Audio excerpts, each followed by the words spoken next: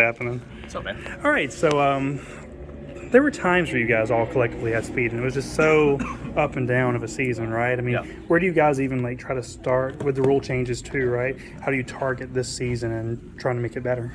Yeah, I think first off, you have to, just evaluate where you're at, like legitimately where you're at,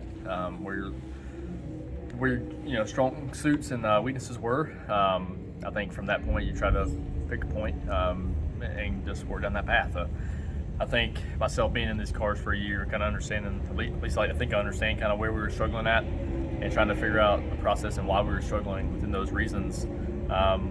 Let us put a good plan together to come here for the test, but at the end of the day, we can all kind of look at it and want the changes to the race cars to do X, Y, Z to a race car, but you never know exactly what those are until you actually get on the racetrack. So it's been good here to kind of run through a test plan. I was thinking back, like 2018, we did a one-day test here in Xfinity cars. Last time I tested a car here at Charlotte. So so a lot of testing here today. Hopefully, getting a lot of valuable notes for us. Have you been able to go out there yet? Yeah, I've been out a good bit. I think as of an hour ago, we ran 80 laps or so.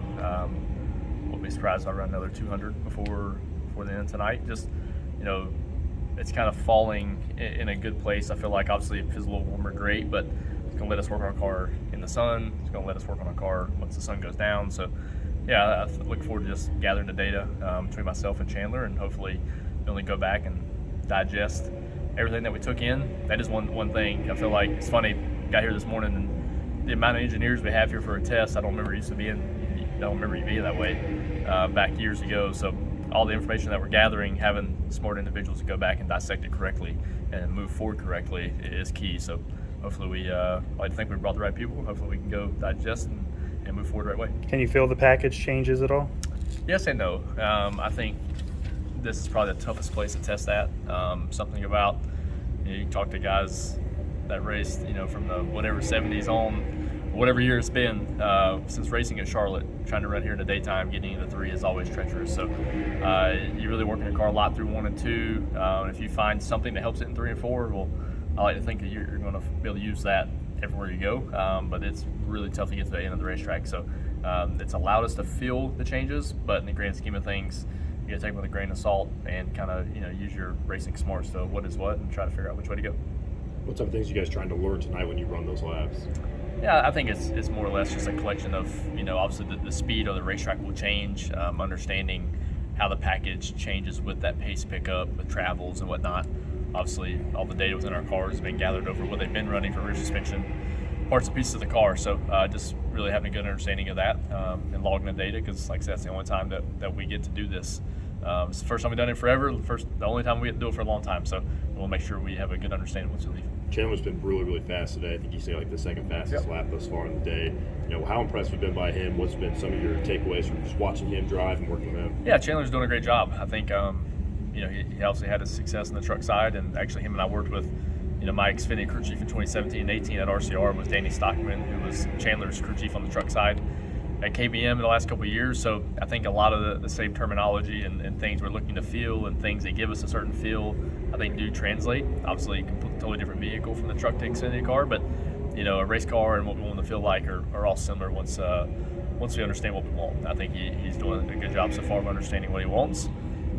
That may change once you get into traffic and kind of get in the racing scenario, but he's saying the right things. He's working with the people in the right direction, and I think he's an asset to our race team. Look forward to having him and working with him. He said earlier that he's really relied on you for the transition. What's been some of the advice and things you've kind of said to him? I think just being open-minded, not necessarily coming in set things got to be a certain way, and just know that we are getting to where we can pivot quicker, off one package to another, or one part piece of a race car. I like to think that Matt and Chris would sit up here and say that wasn't always the case. I mean, over the time, the growth and the versatility of Colleague Racing has only gotten better and better. So I like to think that we can pivot quicker. So, just making him aware of that. He's actually has the car with all our data on it today. More or less just assessing him and understanding what's kind of making him cue off certain things, and I'm just working on long runs. So him and I have worked closely together within our sim time, and I look forward to us working even closer together once we get out of here and regroup. obviously every year it's everyone's goal to win the championship, but for you, in regards to personal growth, is there certain tracks or certain things you want to grow upon and get better as the year goes on? I feel like every week you just want to be better. Every day I feel like I've been training that way, physically, mentally, just trying to, just try to move the needle in the right direction. I like to think that I've done just that over the off season, but the proof will be in the results, and look forward to firing off here for another season. I'm super thankful to be back here with colleague racing, and there's an endless list of places you want to be better at, things you want to do better. So looking forward to kicking that off here pretty quick. What is the key to kind of unlocking that last gear for you to really run out and just have one of those dominant style seasons here? Is there a thing you're looking for? I think a majority of it is execution on my end. I think it's just looking in the mirror and understand that you can always be better. And I've said that in the past, but actually putting the work in to understand what that is, how to identify that stuff, and it's not going to happen overnight. But I also know that there's so much room for growth within myself that I'm excited for the challenge of another season of being able to do it, and look forward to continuing that. Can you explain from the driver's seat how different the skew, taking the skew out? I know you say that there's some things you're kind of getting ideas, so I know you don't have the full field, but how significant is this, or how much of an impact is it going to have when you in your mind, you think when you go to certain tracks, are you going to have to drive the car differently, or what is going to be demanded out of the driver? What does the driver have to respond to, you suspect? One thing I think that initially sticks out to me is the corner entry speed seems up because the cars are straighter, so they don't seem as draggy down the straightaway. That being the case, I think some of the things we've seen, thinking back to what years, 16, 17, 18 Cup racing possibly, where they were the lower downforce stuff. I think this has some of the feel of that, where the straightaway speed's up a little bit, the mid-corner speed maybe down a little bit. And because of that, the traffic seems to possibly hurt them a little worse. I know some of the moments very slim that I've felt in traffic today, but the moments I have felt have been pretty drastically different than what they were in years past. So trying to really wrap our heads around that. Like I said, luckily we have data to kind of help us understand what that is, but just a pure yaw moment, the visual, how the cars track down the straightaway and how that first turn in off the wall, that really changes a lot of that feel with what they've changed in the cars. So, race teams and engineers and everybody are all smart individuals, and they figure out how to try to get some of that back, but in the grand scheme of things, it is a different feel with the race car. A little thing can mean a lot. So since I'm not a driver, I can't relate. How significant is this change to you as a driver? I mean, is this a big thing, or is it, obviously it's enough to get your attention, I get that, but there are other things that go on that impact the driver too. So I'm trying to get a better sense of understanding of what you're doing. I don't necessarily feel like it's going to drastically change the racing, if that's what you're getting at. I mean, I think in this seat, the best teams are going to rise. Yeah. And it's not going to be, for instance, the next gen Cup car just bringing cats that you didn't think should even compete into the fold. It's not like that at all, but it is for sure, I think, kind of narrowing that box, if you will, of teams who had gotten some stuff really, really figured out with how to get around and help the back of the car as much as possible from a downforce and side force perspective, and then this will bring some of that technology back the other way. So, but over time, everybody gets better and smarter and understands how to do it, a little better than the other guy. But yeah, it could be a little bit of a learning curve here, first part of the season.